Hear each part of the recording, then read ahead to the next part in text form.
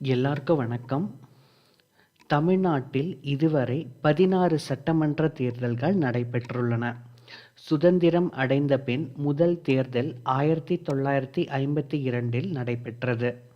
இப்போதைய தமிழ்நாடு அப்போது மெட்ராஸ் மாகாணம் என்ற பெயரில் இருந்தது. தற்போதைய தமிழ்நாட்டின் பெரும் பகுதி மெட்ராஸ் மாகாணத்தில் இருந்தது. இப்போதுள்ள ஆந்திரா, கர்நாடகா, கேரள மாநிலங்களின் சிறு பகுதிகளும் மெட்ராஸ் மாகாணத்தில் இருந்தன. 1952இல் நடந்த முதல் சட்டமன்ற தேர்தல் பின்னணி என்ன? வெற்றி பெற்றது யார்? இந்த தலைப்பை பற்றின சில முக்கியமான தகவல்களை தான் இன்னைக்கு நிகழ்ச்சியில் நம்ம பார்க்க போகிறோம். வாங்க இன்னைக்கு நிகழ்ச்சிக்குள்ளே போகலாம்.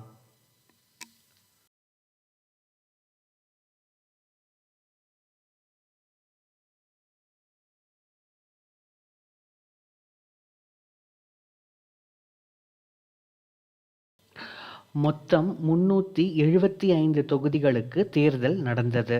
இதில் 66 தொகுதிகள் இரட்டை உறுப்பினர் தொகுதிகள். அதாவது 66 தொகுதிகளில் பொது வேட்பாளர், பட்டியலின வேட்பாளர் என இருவர் தேர்வு செய்யப்படுவர்.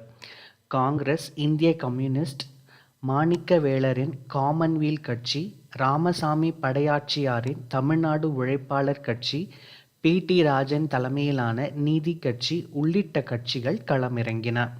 திராவிட முன்னேற்றக் கழகம் அப்போது உருவாகி விட்டிருந்தாலும் போட்டியிடவில்லை. தங்கள் கொள்கையை ஆதரிக்கும் கட்சிகள் என்ற அடிப்படையில் காமன்வெல்த் கட்சி, உழைப்பாளர் கட்சிகளுக்கு திமுக ஆதரவளித்தது. அரிசி தட்டுப்பாடு, விலைவாசி உயர்வு, விவசாயிகள் பிரச்சினை ஆகியவை இத்தேர்தலின் பிரதான பேசு பொருளாக இருந்தன.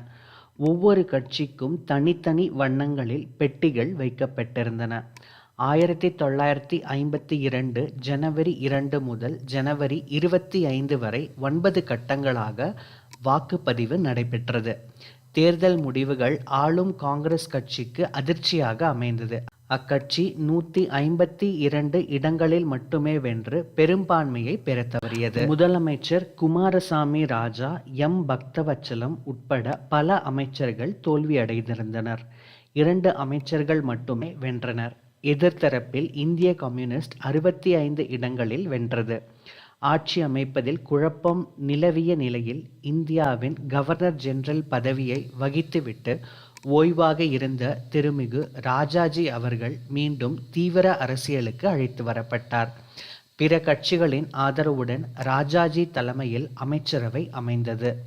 எனினும் குலக்கல்வி திட்டம் எழுப்பிய சர்ச்சையால் 1954இல் ராஜாஜி பதவி விலகினார். காமராஜர் முதல்வரானார். 1952 நடைபெற்ற சட்டமன்ற தேர்தல் பற்றின சில முக்கியமான தகவல்களை இன்னைக்கு நிகழ்ச்சியில் நம்ம பார்த்தோம். இது உங்களுக்கு பயனுள்ளதாக இருக்கும் அப்படின்னு நாங்கள் நம்புகிறோம். இந்த காணொலியை உங்கள் உற்றார், உறவினர்கள், நண்பர்கள் எல்லாருக்கும் பகிர்ந்துக்கோங்க. என்னோட சேனலை சப்ஸ்கிரைபும் பண்ணுங்கள். மீண்டும் அடுத்த நிகழ்ச்சிகள் சந்திக்கலாம். நன்றி, வணக்கம்.